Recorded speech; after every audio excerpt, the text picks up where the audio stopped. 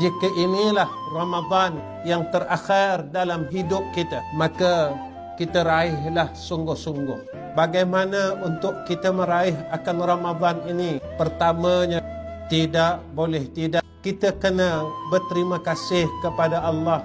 Dalam arti kata kita bersyukur dengan Allah Subhanahu wa Ta'ala kerana Allah mengkurniakan kepada kita jika umur kita sampai. Kita masih ada beberapa hari yang kita dan saya tidak tahu, dan tuan-tuan juga tidak tahu apakah umur kita sempat untuk sampai kepada Ramadan, sebab kematian itu dirahsiakan oleh Allah Subhanahu wa Ta'ala.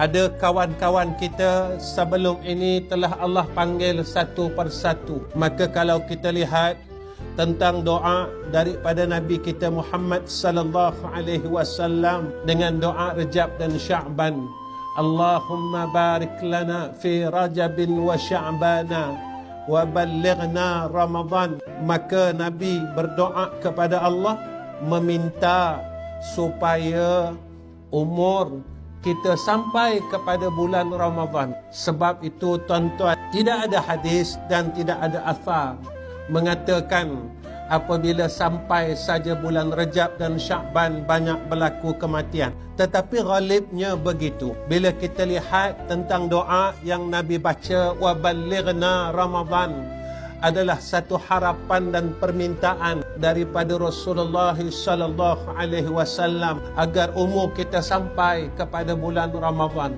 Tetapi kalau kita lihat bertahun-tahun ini, daripada zaman kita hidup, daripada muda sehingga sekarang, apabila hampir sahaja bulan Ramadan, kita akan dengar berita kematian ini terlalu kerap dan kerap.